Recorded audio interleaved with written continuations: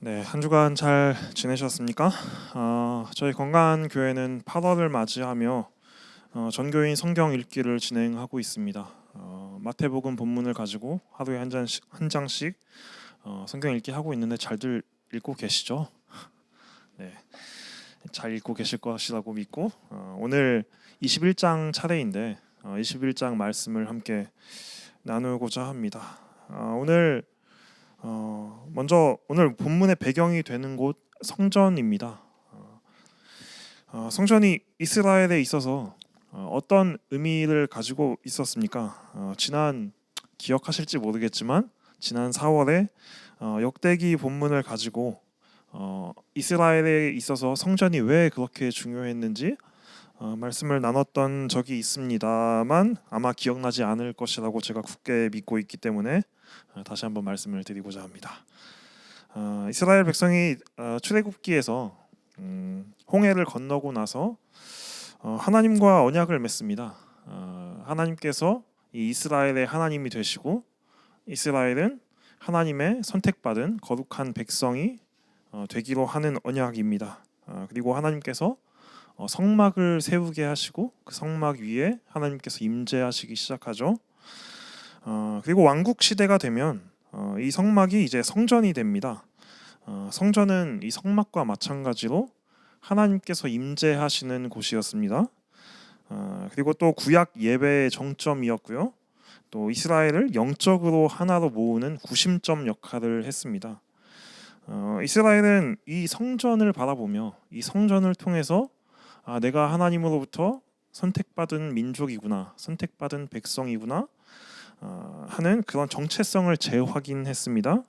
또한 우리 삶에 하나님의 통치가 이루어지고 또 하나님과 나의 관계가 시작되는 그 모든 근간이 성전이라고 여겼습니다.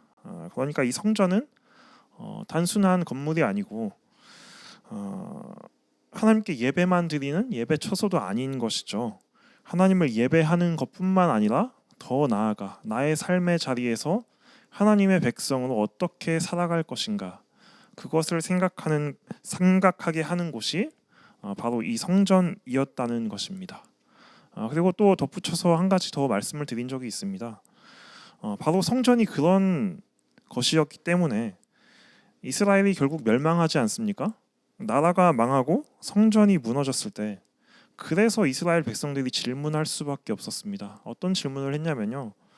우리가 여전히 하나님의 백성인가? 나라가 망하고 성전이 무너졌는데 하나님과 맺은 그 언약이, 그 약속이 여전히 우리의 삶에 유효한 것인가? 질문할 수밖에 없었습니다.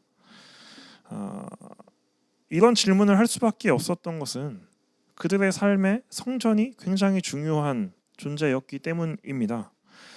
그래서 나라가 망하고 이제 수많은 백성이 적국의 포로로 끌려가죠.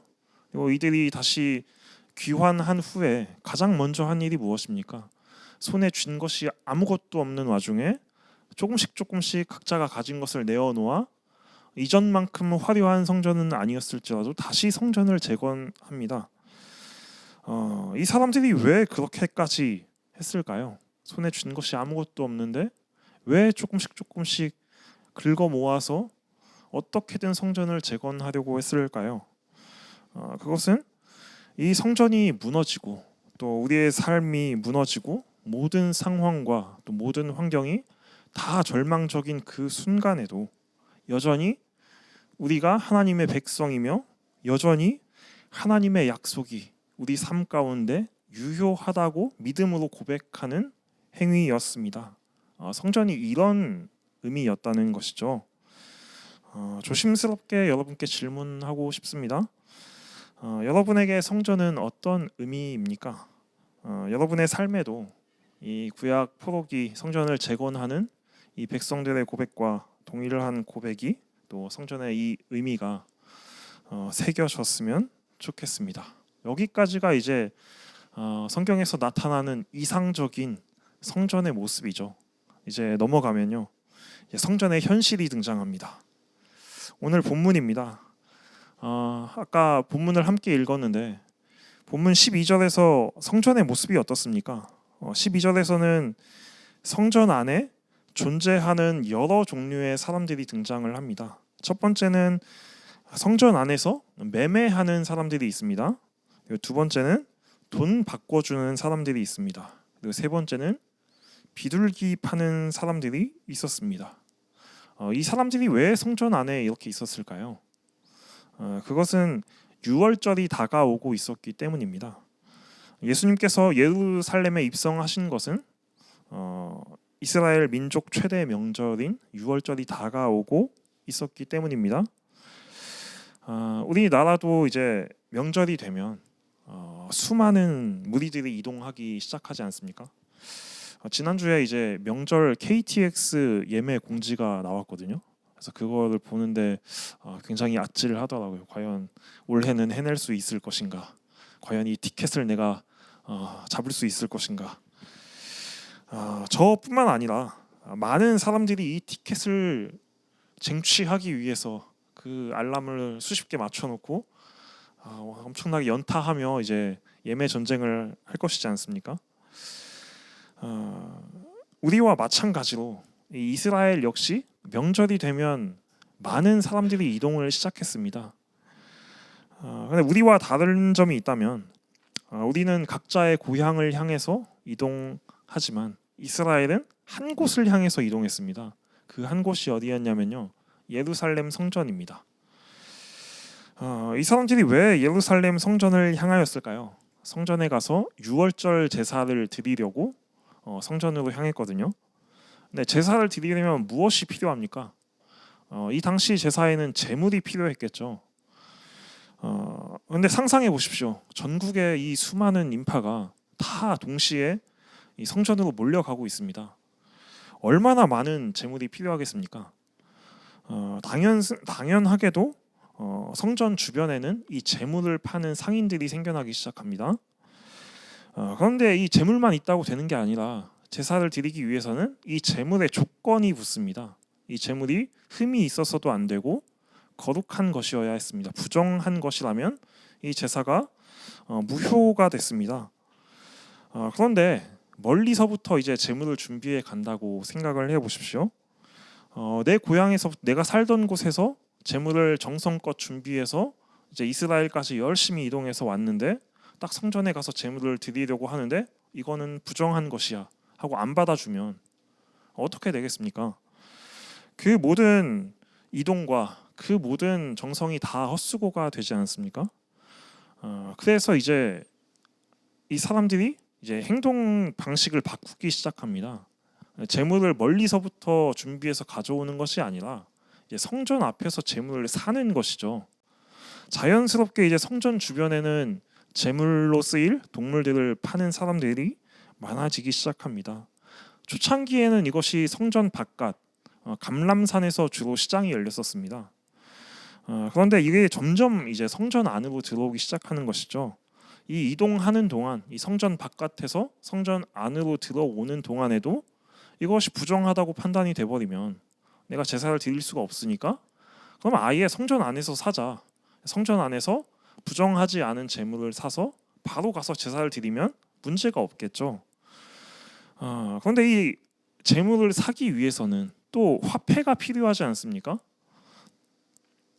당시 많은 이 순례자들이 가지고 다녔던 화폐는 로마 제국에서 통용되는 화폐였습니다. 로마 황제의 형상이 새겨져 있던 화폐인데 이 성전에서 사용되는 화폐는 또 이와 다른 두로은전이라고 하는 화폐입니다. 그러니까 이 로마 화폐로 물건을 살 수가 없으니까 이것을 바꿔주는 사람이 또 등장합니다. 그것이 두 번째 부류인 돈 바꿔주는 사람입니다. 그리고 이제 비둘기 파는 사람이 등장하는데 비둘기를 팔았던 이유가 뭐냐면 여러 가지 제물의 종류들이 있습니다. 우리가 보통 제물을 하면 양을 생각하지만 양뿐만 아니라 여러 가지 동물들이 제물로 쓰였습니다. 그런데 그 중에서 비둘기가 가장 저렴한 제물이었습니다. 어떤 말이냐면요, 모두가 부유하지 않잖아요.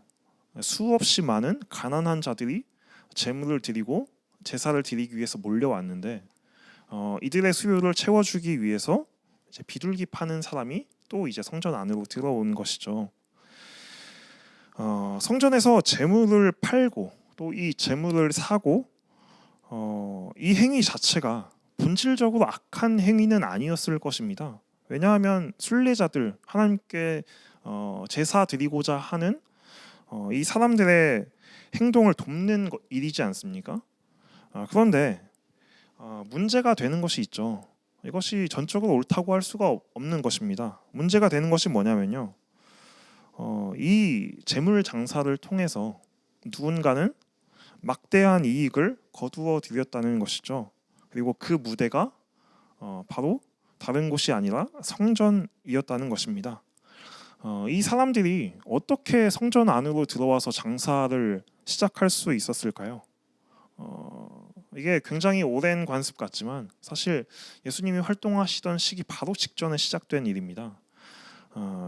이전에는 성전 바깥에서 이것을 팔다가요.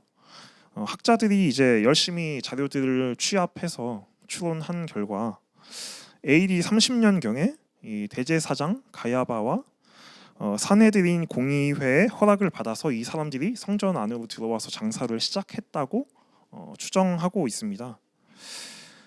그런데 이 장사 어디에 이전에 말씀드렸던 성전의 긍정적인, 성전의 이상적인 모습, 내가 하나님의 백성이고 또 하나님의 약속이 나의 삶에 유효하고 이것이 어디 있냐는 말이죠.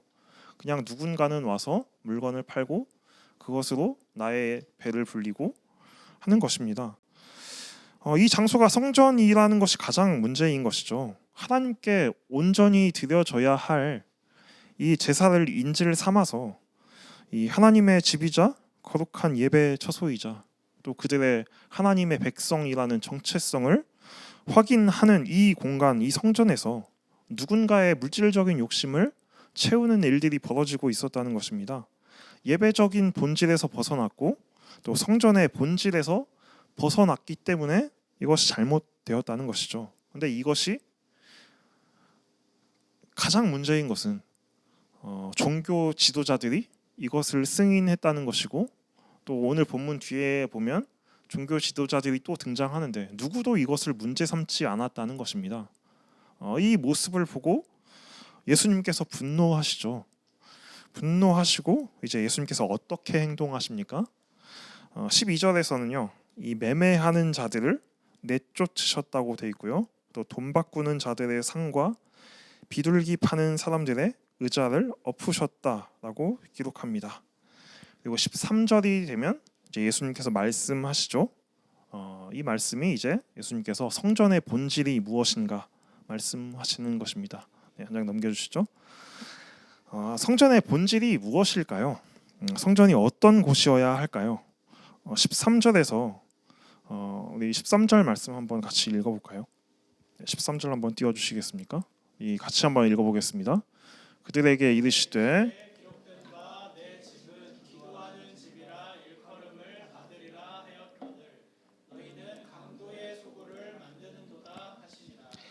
예수님께서는 이 성전을 기도하는 집이라고 말씀하십니다. 이 기도하는 집이라는 표현은 예수님께서 구약의 말씀을 인용해서 말씀하신 것인데 이게 이사야서 56장 맥락에서 등장하는 표현입니다.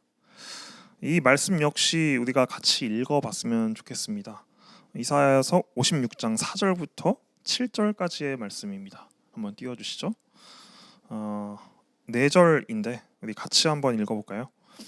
여호와께서 이와 같이 말씀하시기를 나의 안식일을 지키며 내가 기뻐하는 일을 선택하며 나의 언약을 굳게 잡는 고자들에게는 내가 내 집에서 내 성 안에서 아들보다 딸보다 많은 기념물과 이름을 그들에게 주며 영원한 이름을 주어 끊어지지 아니하게 할 것이며 또 여호와와 연합하여 그를 섬기며 여호와의 이름을 사랑하며 그의 종이 되며 안식일을 지켜 더럽히지 아니하며 나의 언약을 굳게 지키는 이방인마다 내가 곧 그들을 나의 성산으로 인도하여 기도하는 내 집에서 그들을 기쁘게 할 것이며 그들의 번제와 희생을 나의 제단에서 기꺼이 받게 되리니 이는 내 집은 만민이 기도하는 집이라 일컬음이 될 것임이라.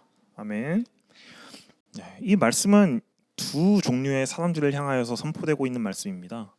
표현이 좀 그렇긴 한데요. 첫 번째는 고자들을 향해서 이제 선포된 말씀이고요. 두 번째는 이방인들을 향해서 선포된 말씀입니다. 4절과 5절이 이제 고자들에게, 그리고 6절과 7절이 이방인이었습니다. 많은 종류의 사람들이 있지 않습니까?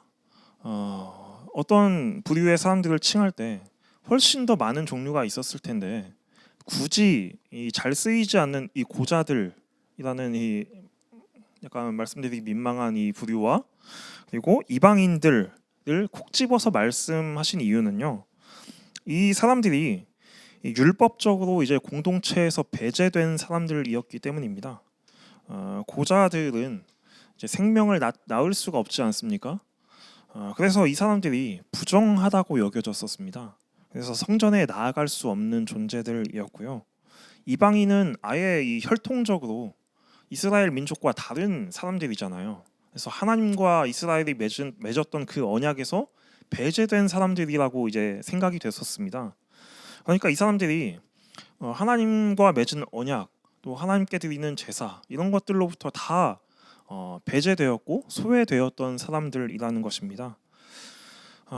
그런데 하나님께서 이들을 향해서 지금 이사야서 56장에서 무엇을 말씀하고 계십니까? 안식일을 지키고 하나님께서 기뻐하시는 일을 선택하고 언약을 붙잡는 사람, 그들에게 영원한 이름을 주어 끊어지지 않게 하신다고 말씀하셨습니다. 또 여호와와 연합하여 여호와를 섬기고 여호와를 사랑하며 안식일을 지키고 언약을 지키는 자, 부정하다고 여겨지는 자이든 언약 밖에 있다고 여겨지든 자이든 상관없이 그렇게 하는 사람들의 제사를 받으시겠다라고 지금 선포하고 있는 것입니다. 이 말씀이 감동적인 이유가 무엇이냐면요. 이사야서 1장에서 하나님께서 뭐라고 말씀하시고 이제 이사야서가 시작이 되거든요. 이사야서 1장이 어떻게 시작을 하냐면요. 네, 한번 띄워주시겠습니까? 이사야서 1장 11절부터 15절까지 말씀입니다. 네.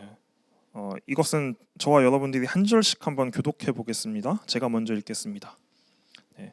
여호와께서 말씀하시되 너희의 무수한 재물이 내게 무엇이 유익하뇨? 나는 수량의 번제와 살찐 짐승의 기름에 배불렀고 나는 수송아지나 어린 양이나 숫 염소의 피를 기뻐하지 아니하노라.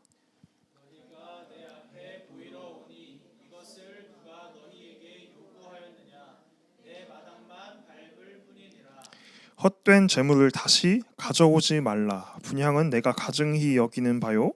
월삭과 안식일과 대회로 모이는 것도 그러하니 성회와 아울러 악을 행하는 것을 내가 견디지 못하겠노라.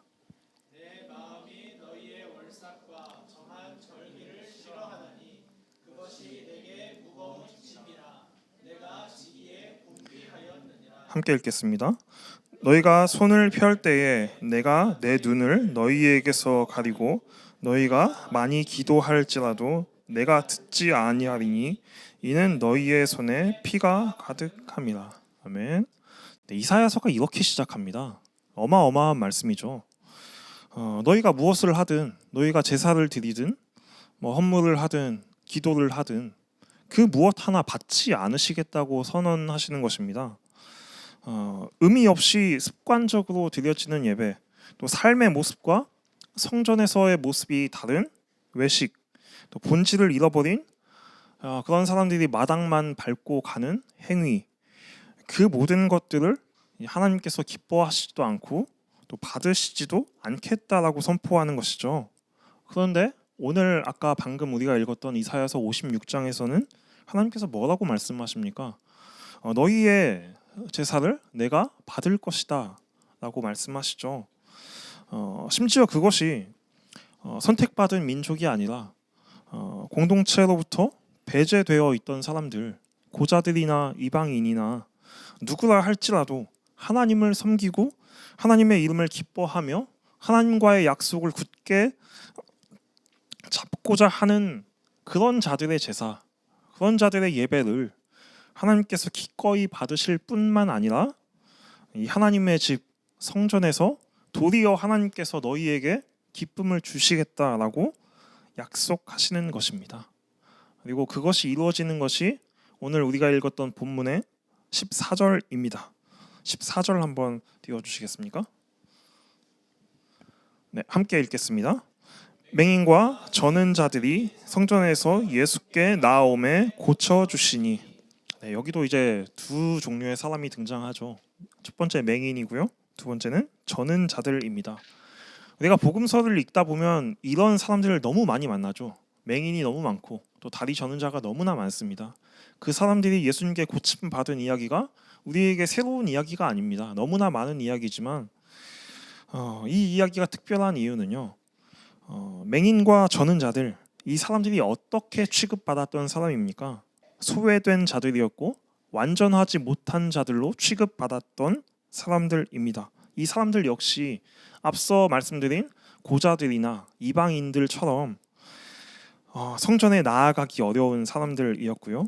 그리고 제한된 위치에 서 있었던 사람들입니다. 그런데 누구나 너의 어떠함에 상관없이 나아오라고 하시는 것이죠. 나아오는 누구든지 우리 주님께서는 내어 쫓지 않으시고 고쳐주시고 또 기쁨을 주신다는 것입니다. 이것이 성전의 모습입니다. 우리에게 이 말, 앞으로 이 말 하나님의 나라의 모습이기도 합니다. 성전은 자신들의 이익을 채우는 장소가 아니라요. 우리의 뱃속을 불리는 장소가 아니라 참된 하나님의 백성들이 하나님 앞에서 내가 하나님의 자녀임을 고백하고 또 하나님으로부터 오는 참된 기쁨을 누리며 부정하다 여겨졌던 자들이 정결한 자로 또 존귀한 자로 다시 서게 되는 곳, 그것이 바로 참된 성전이라는 것입니다. 사랑하는 성도 여러분, 감히 여러분께 도전하겠습니다. 오늘 우리의 마음이 무엇을 향하고 있습니까? 저와 여러분 한 사람 한 사람 모두가 하나님께서 기꺼이 기뻐 받으실 그런 예배를 드릴 수 있는 예배자가 되시길 바랍니다. 하나님 자녀로 하나님 앞에 서시기 바랍니다. 그리고 하나님 안에서 하나님께서 주시는 참된 기쁨을 누리시기를 축복합니다.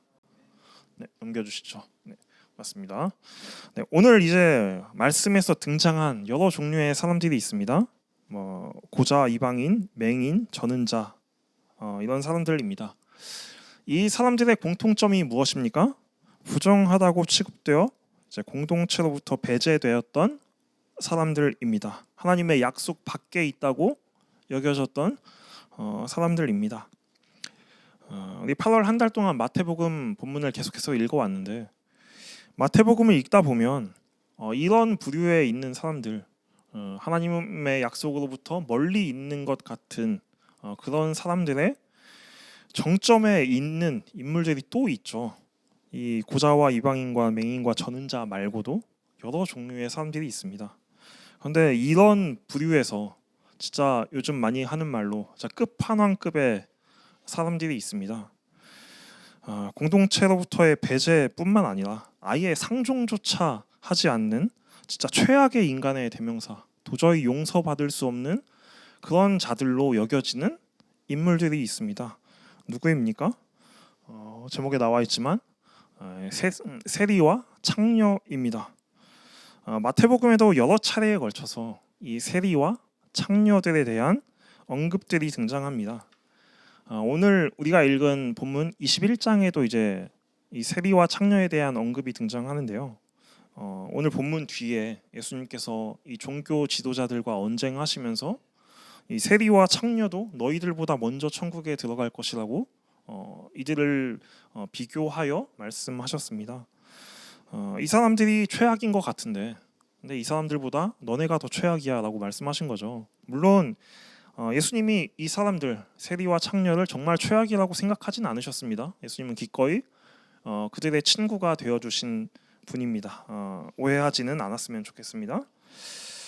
그런데 재미있는 사실은요, 오늘 이 말씀을 기록한 마태 있지 않습니까? 마태의 직업이 무엇이었는지 기억하십니까? 이 마태의 직업이 바로 세리입니다. 최악의 인물, 도저히 용서받지 못할 죄인 중에 죄인, 이 세리라는 직업이 바로 오늘 이 본문을 기록한 마태의 직업이었다는 것입니다. 그런데 마태는 이제 스스로 어디 내놔도 부끄러운 나의 직업을 밝히는 것에 주저하지 않았습니다. 숨기지 않았습니다. 마태복음 10장 초반에 보시면 이제 12제자의 이름들이 쭉쭉 나열되거든요. 거기서 어떻게 기록하고 있냐면 베드로라 하는 시몬, 그의 형제 안드레, 세베대의 아들 야고보와 요한, 빌립, 바돌로메, 도마와 그러고 등장하는 것이 마태인데 뭐라고 기록했냐면요. 세리 마태라고 자기 수식어를 세리라고 기록합니다. 이 사람은 왜 이 부끄러운 나의 직업을 이 성경에 못 박았을까요?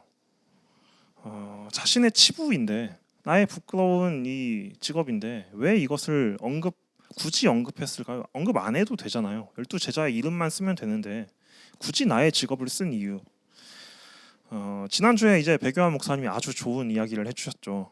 베드로가 이제 예수님을 따르는 자들의 모습을 보여주는 샘플이라고 표현하셨습니다. 마찬가지입니다. 마태 역시 본인 스스로가 이제 샘플이 된 거죠. 마태가 말하고 싶었던 것이 무엇일까요? 이 최악 중의 최악, 죄인 중의 죄인인 이 나 같은 자를 품으신 주의 은혜에 대한 고백입니다. 요즘 이제 지인들과 또 우리 목사님, 전도사님들과 그런 이야기 많이 합니다. 10월에 어떤 대단한 이벤트가 있거든요. 보통 이벤트가 아니고 굉장히 큰 빅 이벤트입니다. 그 이야기를 하다 보면 가끔 믿겨지지 않고 실감이 나지 않을 때가 있습니다. 목사 안수에 대한 이야기입니다. 지난 며칠 전에도 한번 말씀드린 것 같은데 나 같은 사람이 어떻게 목사가 되지? 라는 생각을 종종 하곤 합니다. 이것이 정말 말이 되지 않는 이야기라고 계속해서 생각하고 또 생각합니다. 이것이 바로 주의 은혜죠. 나 같은 사람이 감히 목사가 된다. 저뿐만 아니라 여러분 한 사람 한 사람 삶의 자리 가운데서 또 삶의 어떤 순간들 앞에서 물론 그렇지 않기를 바라고 있습니다만은 스스로를 부정하는 순간들이 있지 않습니까? 내가 너무 무가치해 보이고 내가 너무 쓸모없는 사람인 것만 같고 내가 너무나 최악의 인간인 것만 같은 그렇게 느껴지는 그렇게 여겨지는 순간들이 있잖아요. 적어도 저는 있었습니다. 물론 이제 빅 이벤트를 앞둔 요즘 더 많이 생각을 하게 되는 것 같습니다. 그런데 오늘 우리에게 주신 이 본문 21장의 말씀이 우리에게 말하고 있는 것이 무엇입니까? 성전이 만민의 기도하는 집이라는 것이죠. 존귀한 자들만을 위해서 존재하는 성전이 아니라요. 완전한 자들을 부르시는 성전이 아니라 누구든 기도할 수 있는 만민이 기도하는 집이라는 것입니다. 누구든지 나아오라라고 하나님께서 저와 여러분들을 부르시고 있는 것이죠. 고자든 이방인이든 맹인이든 전은자든 세리든 창녀든 그보다 더 최악의 인물이든 더 최악의 죄인이든 상관없이 세상이 너희를 어떻게 평가하고 또 너희를 어떻게 생각하는지에 상관없이 또 너희가 스스로를 어떻게 평가하는지와 상관없이 누구든지 나아오라라고 말씀하시는 부르심인 것입니다. 누구든지 하나님의 이름을 부르며 그 이름을 붙잡으며 그 이름을 기뻐하며 하나님 앞에 서고자 하는 그 누구든지 하나님께서 고쳐주실 것이고 누구든지 정결하게 하시겠다라는 약속인 것입니다. 우리의 삶이 아무리 최악이라 할지라도 아무리 밑바닥이라 할지라도 우리는 바로 이 성전 하나님께서 우리 가운데 주신 이 성전을 통하여 우리는 하나님과 연합한 자가 될 수 있고 하나님 앞에 나아갈 수 있고 또 하나님 앞에 설 수 있다는 것입니다. 이것은 결코 변하지 않는 하나님의 말씀이며 하나님의 약속입니다.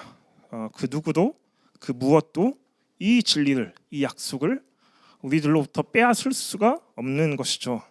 이것이 바로 이 약속이 바로 성전의 본질입니다. 이것을 빼앗기지 않는 저와 여러분들이 되셨으면 좋겠습니다. 네, 이제 말씀을 마무리하고자 합니다. 성전에 대해서 오늘 21장의 본문을 가지고 말씀을 나눴습니다. 성전의 본질을 왜곡하는 자들에게 예수님께서 성전의 본질이 무엇인지 말씀하여 주셨고 또 맹인과 저는 자를 고치심으로 부여 주셨습니다. 내 집은 만민이 기도하는 집이라. 맹인과 저는 자들이 예수의 이름을 부르며 예수님 앞에 나아왔죠. 그리고 고쳐 주셨죠. 그리고 그들에게 기쁨이 있었겠습니까? 당연히 기뻤겠죠. 이것이 성전의 모습입니다. 하나님께서 기뻐하시는 성전은 완전한 사람들만 들어올 수 있는 곳이 아니고요.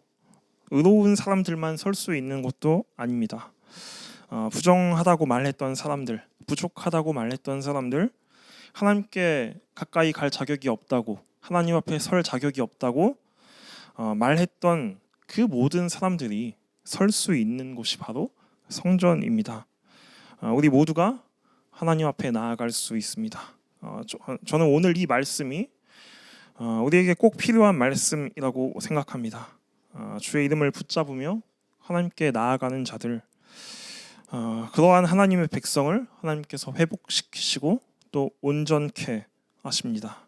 그렇기 때문에 사랑하는 성도 여러분, 삶에 무너진 그 순간마다 하나님께 나아가시기를 축복합니다. 그것이 성전의 본질, 누구라도 나아와서 주의 이름을 부르는 자들에게 하나님께서 그들을 온전케 하시는 것, 이것이 성전이기 때문입니다. 마지막으로 그 이야기를 나누고 싶었습니다. 우리가 수없이 여러 차례 불렀던 찬양이 있죠. 우리는 도대체 언제까지 지어져 가냐고 농담 삼아 이야기했던 그 함께 지어져 가네라는 찬양이 있는데, 그 후렴에서 가사가 이렇습니다. 하나님 안에서 우리 서로 이어져 주가 거하실 무엇이 됩니까? 성전이 된다라고 고백합니다. 저와 여러분들이 이제 성전이 된다는 것은 단순히 우리가 거룩하게 살아야 한다는 것만을 의미하진 않습니다. 당연히 성전으로서 우리가 거룩하게 살고자 노력은 해야겠지만 그것이 끝이 아니라는 것이죠. 잊지 말아야 할 것은 우리가 하나님께 나아갈 수 있고 또 하나님을 붙잡을 수 있다는 것이며, 또 하나님께서 저와 여러분 각 사람의 마음 가운데, 삶 가운데 임하신다는 것입니다. 예수님께서 오늘 성전을 회복하신 것처럼, 성전을 깨끗게 하신 것처럼 성전된 우리의 마음, 우리의 삶을 우리 예수님께서 회복시켜 주실 것입니다. 예수님께서 회복시켜 주신 그 은혜로 말미암아 우리는 마당만 밟고 가는 예배자가 되지 않고 우리의 삶 전체가 하나님께 나아가는 참된 삶의 예배로, 또한 삶의 예배자로 살아가셨으면 좋겠습니다.